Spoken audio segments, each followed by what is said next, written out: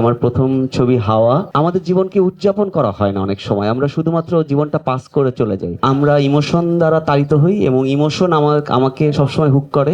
রোহিত আসলে এরকম একটা স্টোরি যেখানে আমি আসলে আরেকটু গভীর এবং নীরব গল্প বলতে চেয়েছি। প্রত্যেকেই আমরা আসলে যার যার জায়গা থেকে এই জীবনটাকে উদযাপন করতে চাই। আজকে আসলে সত্যি সত্যি মনে হচ্ছে রোদ উঠছে, কারণ বাইরে এত গরম, এখানেও গরম অনুভব করতেছি। গল্প আমার কাছে বেসিক্যালি, আমি গল্পটা আসলে ওরকম খুব একটা গল্প নিয়ে ভাবি না। গল্প আমার কাছে অনুভূতি। আমার কাছে মনে হয় যে আমরা কোনো একটা গল্প, এটা হচ্ছে একটা অঙ্কের মতো, যেটা 2 2 4 হয়। আমি 2 2 5 বলতে চাই, কিংবা 2 2 3 বলতে চাই, যেটা আসলে আমাদের জীবনটা আমরা যেভাবে দেখি, আমরা যেভাবে এই লাইফটা পাস করি, সেটা হচ্ছে কিছুটা বাস্তবতা।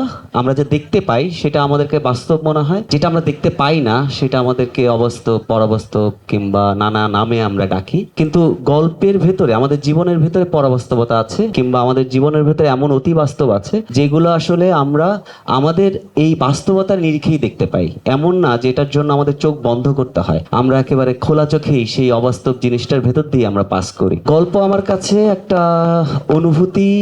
এইটা আমার কাছে সবসময় মনে হয় যে আমরা ইমোশন দ্বারা তাড়িত হই এবং ইমোশন আমাকে সবসময় হুক করে। এবং আমার কাছে মনে হয় কন্টেম্পোরারি সময়ে, যেহেতু আমি এখন সিনেমা বানাচ্ছি, আমার প্রথম ছবি হাওয়া। হাওয়া বানানোর সময় আমার এক ধরনের অনুভূতি কাজ করেছিল, এক ধরনের ইমোশন কাজ করেছিল। হাওয়া বানানো 3 4 বছর পর এসে যখন আমি রোদ বলছি, তখন আমি চেষ্টা করেছি আমার জায়গা থেকে আরো একটু গভীর, আর একটু নীরব কিছু বলতে। রোহিত আসলে এরকম একটা স্টোরি যেখানে আমি আসলে আরেকটু গভীর এবং নীরব গল্প বলতে চেয়েছি আমার দর্শকের জন্য।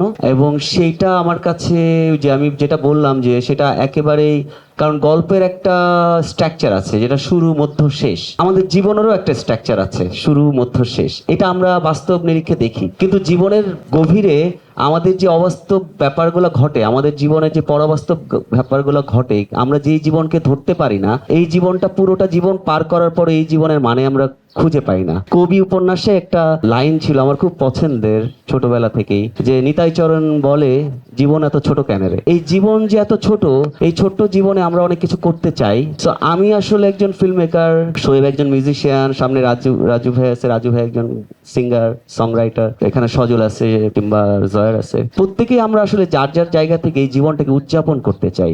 আমরা জীবনটাকে উদযাপন করি। আমাদের জীবন উদযাপন মানে হচ্ছে আমাদের জীবন এস্টাবলিশ হতে হয়, অর্থনৈতিক স্বাবলম্বী হতে হয়, অনেক কিছু হতে হয়, কিন্তু আমাদের জীবনকে উদযাপন করা হয় না অনেক সময়, আমরা শুধুমাত্র জীবনটা পাস করে চলে যাই। আমাদের জীবনের, আমার কাছে মনে হয় যে আমি যখন সিনেমা বানাই, তখন আমার কাছে আনন্দ হয়, ওই কাজটা করার সময় আমি আনন্দ বোধ করি, এটাই আমার জীবনে উদযাপন হয়ে ওঠে।